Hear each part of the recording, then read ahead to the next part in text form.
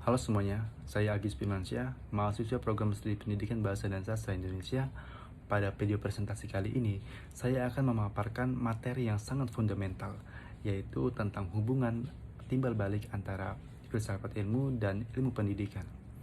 Seringkali kita bertanya apa kaitannya antara pemikiran filsafat yang abstrak dengan dunia pendidikan yang praktis. Hari ini kita akan membedah bagaimana keduanya saling mengawasi, memperkuat, dan menjadi pisau analisis satu sama lain. Yang pertama, mari kita lihat bagaimana filsafat ilmu berperan sebagai pengawas sekaligus memperkuat ilmu pendidikan. Filsafat ilmu menjaga eksistensi ilmu pendidikan agar tetap berdiri kokoh sebagai disiplin ilmu yang mandiri.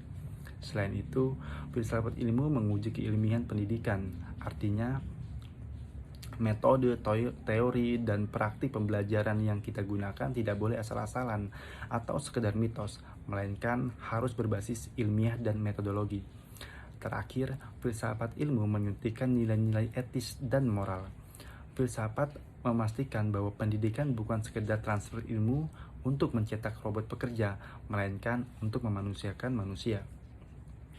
Hubungan ini tidak searah, sebaliknya, pendidikan yang bermakna dan bernilai turut memperkuat perkembangan filsafat ilmu. Mengapa? Karena dunia pendidikan adalah laboratorium hidup tempat teori-teori filsafat diuji. Melalui proses pendidikan, lahirlah pemikiran-pemikiran baru, muncul pertanyaan-pertanyaan baru, dan terjadi dialektika. Tanpa pendidikan, filsafat ilmu hanya akan menjadi teori mati di dalam buku. Pendidikan memberikan energi dan konteks nyata bagi filsafat ilmu untuk terus berkembang dinamis mengikuti zaman. Selanjutnya, mengapa filsafat ilmu disebut sebagai pisau analisis dalam membedah persoalan pendidikan? Kita bisa membedahnya menggunakan 3 pilar utama, yaitu ontologi, epistemologi, dan aksiologi. Dari yang pertama adalah ontologi, yaitu mempertanyakan apa hakikat pendidikan itu, apa sebenarnya yang mau kita ubah dari peserta didik, apakah kognitifnya atau sekedar karakternya. Yang kedua ada epistemologi, mempertanyakan bagaimana memperoleh ilmu tersebut.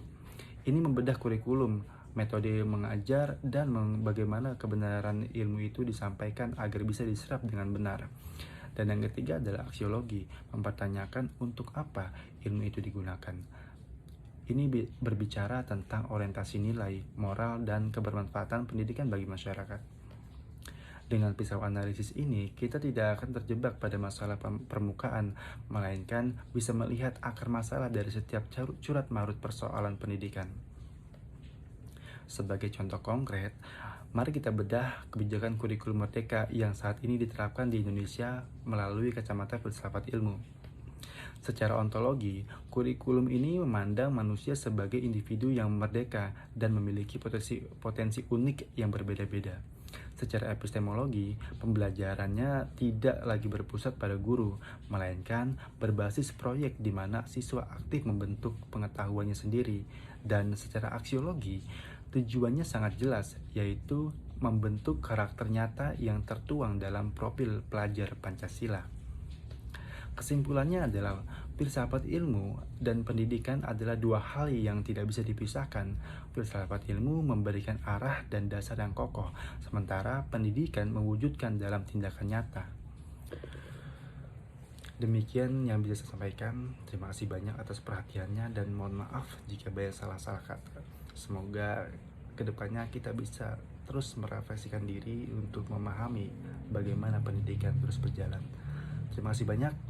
Sampai jumpa.